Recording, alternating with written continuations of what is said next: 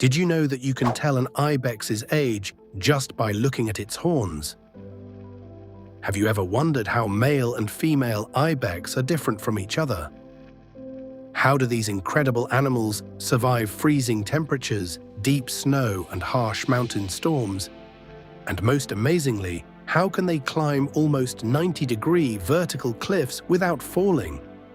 Today we're uncovering the top 10 amazing facts about the Himalayan ibex that will completely change the way you see these mountain masters. Stay till the end, because some of these facts are truly unbelievable. Fact number 1.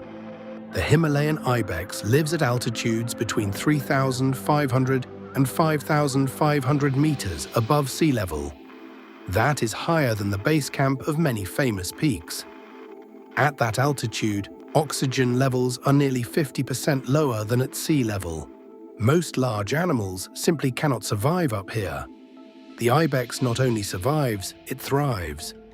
Their blood is specially adapted to carry oxygen more efficiently, which is why you will see them running full speed up a mountain that would leave a human gasping after 10 steps.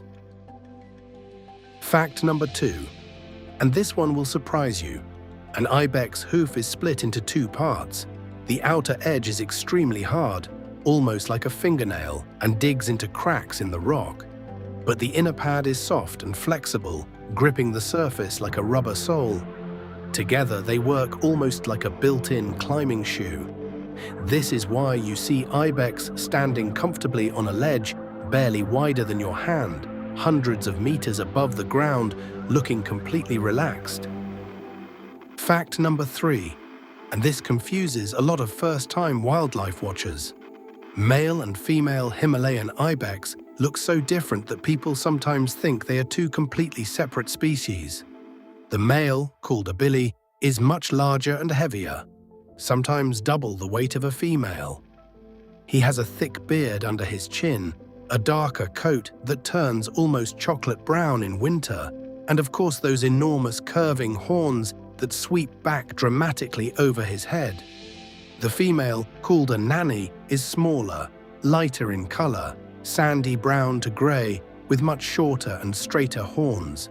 She looks almost delicate compared to the powerful male. If you are out in the field and you see a group of slim, pale animals together, those are females and young ones.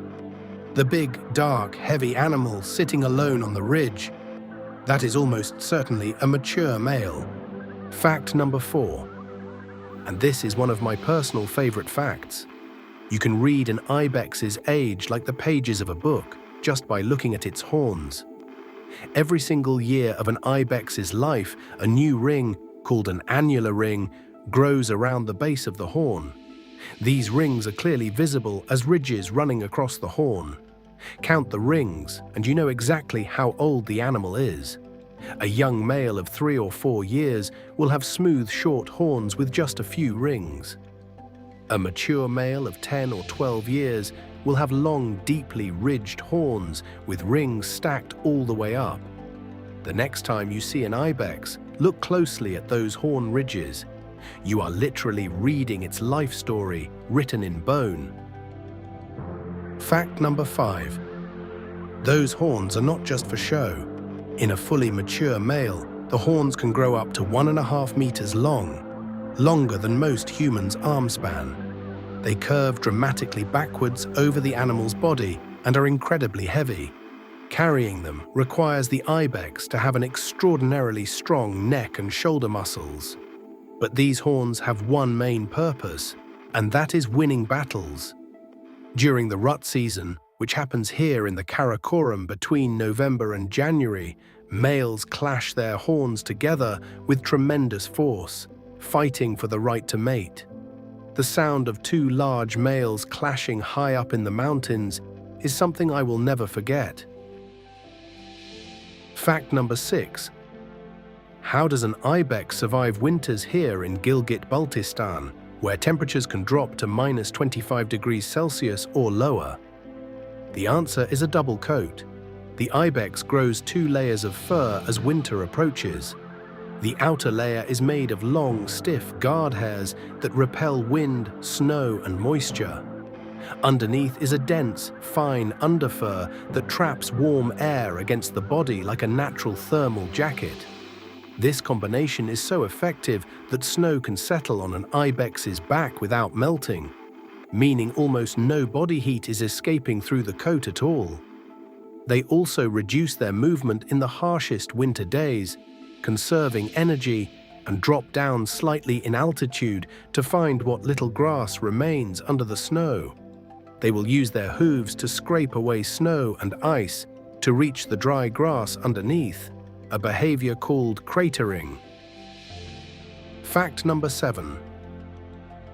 The ibex has 3 main predators up here: the snow leopard, the wolf, and occasionally the golden eagle targeting young kids. Against all 3, the ibex has one remarkable defense system: its senses. Their eyesight can detect movement over a kilometer away. Their hearing is precise enough to pick up a pebble dislodged by a snow leopard on the slope above. And their sense of smell can detect a predator approaching from downwind long before it gets close. This is why snow leopards must be extremely patient hunters, sometimes stalking an ibex herd for hours, moving only centimeters at a time, waiting for the moment the wind shifts in their favor. Fact number 8. Female ibex give birth in late spring, usually May or June, when the worst of winter has passed. They climb to the most inaccessible cliff faces they can find to give birth, away from predators. And here is the remarkable part: a newborn ibex kid can stand within minutes of being born. Within a few hours, it can follow its mother across steep, rocky terrain. This is not optional. A kid that cannot keep up with its mother on the cliff face simply will not survive. Nature has made these animals mountain-ready from their very first breath. Fact number 9. For most of the year, male and female ibex live completely separate lives. Females form herds with their young, staying in areas with good grass and good sight lines for spotting predators. Males form their own bachelor groups, often moving to higher and more rugged terrain. The 2 groups only come together during the rut in late autumn and winter. During this time, the dominant males compete intensely, chasing rivals, clashing horns, and displaying their large bodies to impress females. Once the rut is over, the males leave again, and both groups return to their separate lives until the following year. Fact number 10. The Himalayan ibex is not a newcomer to these mountains. Ancient rock carvings found across Gilgit-Baltistan, some dating back over 5,000 years, show ibex carved into stone by people who lived here thousands of years ago. These animals have been part of this landscape, this culture, and this ecosystem for longer than recorded history. They were hunted for food and watched by the people of these valleys for millennia. Today, they face pressure from habitat loss and poaching. But in places like this, in the high valleys above Skardu, they still rule these mountains, just as they always have.